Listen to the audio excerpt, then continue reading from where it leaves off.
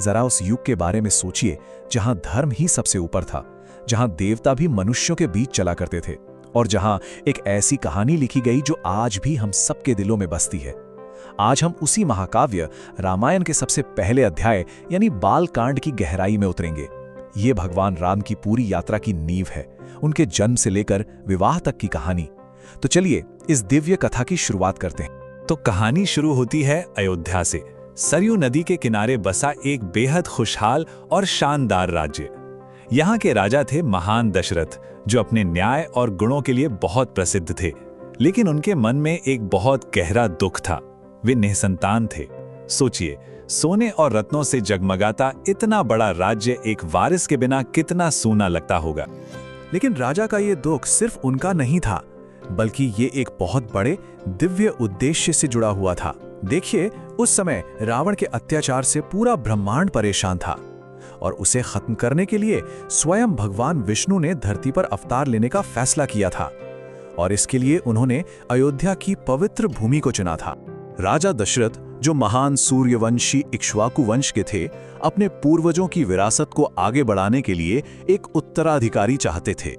ये सिर्फ उनकी अपनी इच्छा नहीं थी, ये राज्य के भविष्य और वहां की प्रजा की भलाई के लिए भी बहुत जरूरी था। तब अपने गुरुओं और ऋषियों की सलाह पर राजा दशरथ ने एक खास अनुष्ठान करने का फैसला किया। इसका नाम था पुत्र कामेष्ठी यज्ञ। ये एक बहुत शक्तिशाली अग्नि अनुष्ठान था, जिसे खास तौर पर संतान प्राप्ति के लिए ही किया जाता था। और इसे कराने के लिए महान ऋषि ऋष्यशृंग को बुलाया गया, जो ऐसे यज्ञों के विशेषज्ञ माने जाते थे। और बस यहीं से कहानी एक बहुत बड़ा मोड़ लेती है। एक ऐसा मोड़ जो अयोध्या और पूरी दुनिया की किस्मत हमेशा के लिए बदलने वाला था।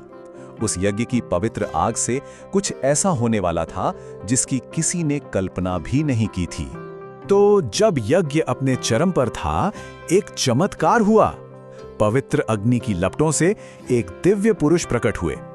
उनके हाथों में सोने का एक बर्तन था, जिसमें पायस यानी एक दिव्य खीर थी। राजा दशरथ ने वो प्रसाद लिया और बड़ी श्रद्धा से अपनी तीनों रानियों कौशल्या, कैकेयी और सुमित्रा में बांट दिया। और इस दिव्य प्रसाद का असर देखिए, अयोध्या के महल में खुशियों की लहर दौड़ गई। रानी कौशल्या ने राम को जन्म दिया, रानी कैकेयी ने भरत को और रानी सुमित्रा के यहाँ जुड़वा पुत्रों लक्ष्मण और शत्रुघ्न का जन्म हुआ। अयोध्या का महल चारों राजकुमारों की किलकारियों से गूंज उठा और राजा दशरथ की बरसों की मुराद आखिरकार पूरी हो गई। राम, जो सबसे बड़े थे, उनमें बचपन से ही असाधारण गुण दिखने लगे थे। वो सिर्फ शास्त्रों और शस्त्रों में ही माहिर नहीं थे, बल्कि उनमें करुणा, बुद्धिमानी और विनम्रता का एक कमाल का संगम था।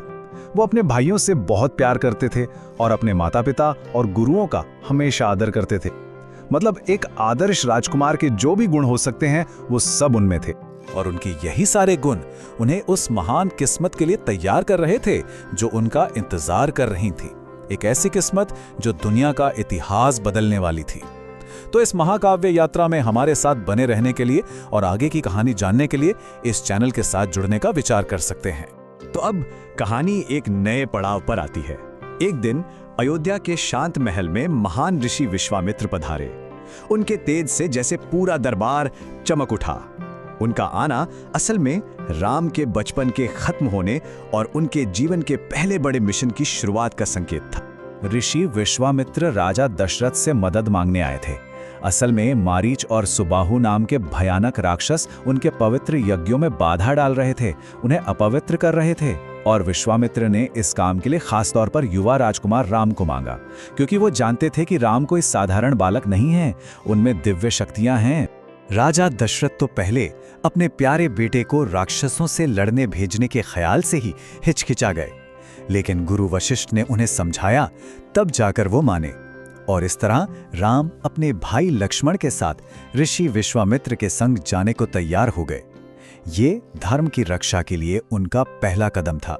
इस सफर में विश्वामित्र ने राम को कई दिव्य अस्त्र शस्त्रों का ज्ञान दिया, जो भविष्य में उनके बहुत काम आने वाले थे। राम ने अपनी वीरता दिखाते हुए सबसे पहले ताड़का नाम की भयानक राक्षसी का वध किया, जिसने पूरे इलाके में आतंक मचा रखा था।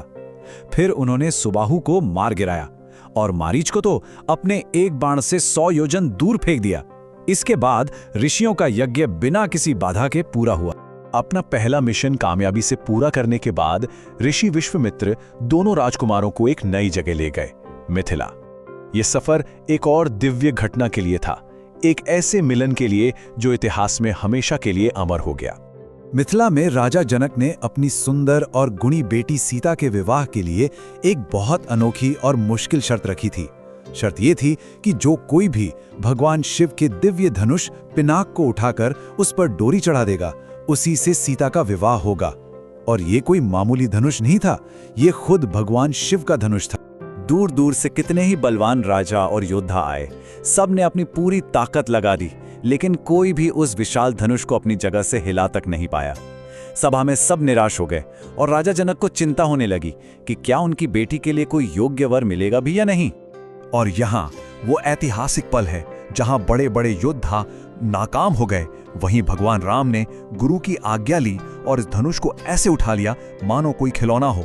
और जैसे ही उन्होंने उस पर डोरी चढ़ाने की कोशिश की, एक जोरदार गड़गड़ाहट के साथ वो धनुष टूट गया। कहते हैं उसकी आवाज तीनों लोगों में गूंज गई थी।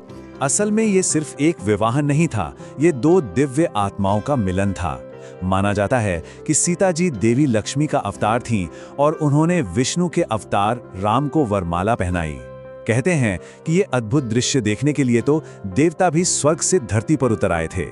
उस शुभ मौके पर पूरे मिथिला में जश्न का माहौल था। राम और सीता के साथ साथ बाकी तीनों भाइयों का विवाह भी राजा जनक और उनके भाई की बेटियों से हुआ। लक्ष्मण का विवाह उर्मिला से, भरत का मांडवी से और शत्रुघ्न का श्रुतकीर्ति से। इस तरह अयोध्या और मिथिला दोनों राज्यों के बीच एक बहुत गहरा और अटूट रिश्ता बन गया। लेकिन जश्न अभी खत्म ही हुआ था कि अयोध्या लौटते समय बालकांड का आखिरी और सबसे नाटकीय पल आया।